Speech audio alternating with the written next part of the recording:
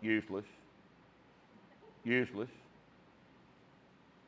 Absolutely useless. At some point, you can play around with them during the week if you want to, but they're not training tools. How much stronger can you get with a slam ball? If you got stronger doing a slam ball, what does that indicate you are? A rank novice who's never done another damn thing. That's what that indicates, and that's all it indicates. See, this is the novice effect. It fools a lot of people, right?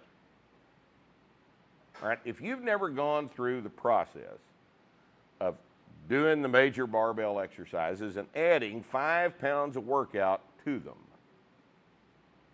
and that process lasts 6 or 8 months, then you are a novice.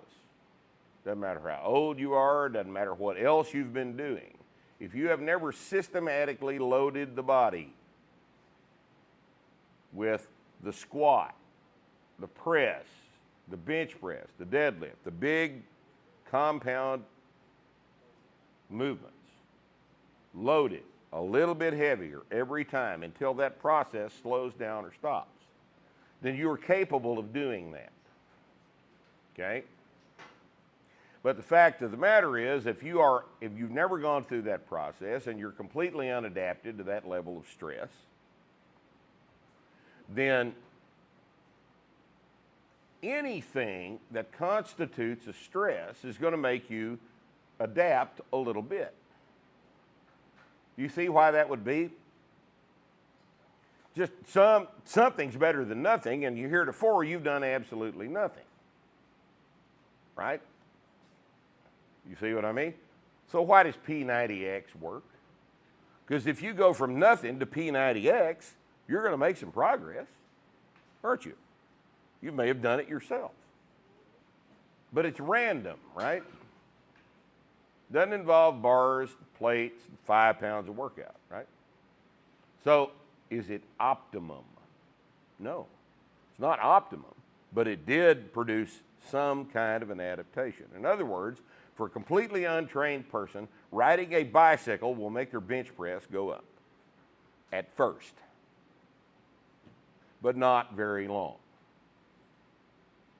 But if you only do it a couple of times and you get up off your absolutely dead ass and do something, then anything you do is going to get the blame for this improvement, isn't it?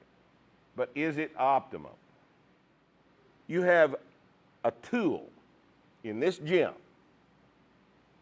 to get everybody stronger and therefore improve everybody's physical ability to do everything. But if instead of using these simple tools, you decide to just display the athletic ability that the person already has, that's wasted potential, isn't it?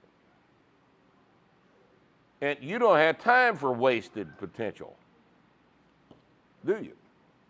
Things are rapidly closing in here. We're going to get something done.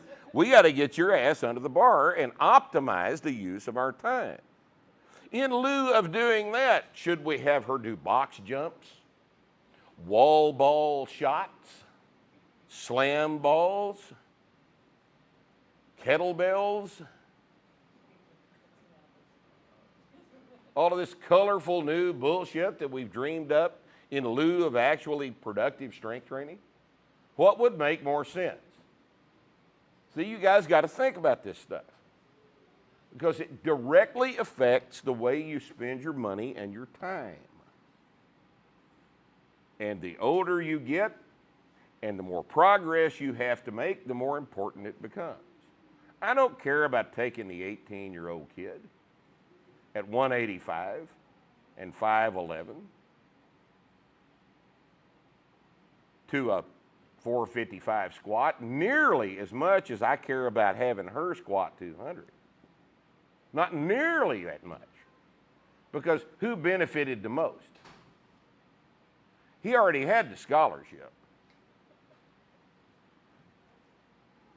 She benefits the most.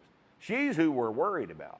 But the principles that we use that apply to everybody, especially apply to her. And that's why this gym is so fucking important. Because we're the only ones that are doing this. We're the only ones that have analyzed it this way, and we're the only ones that are capable of pulling the greatest amount of potential out of everybody in this room.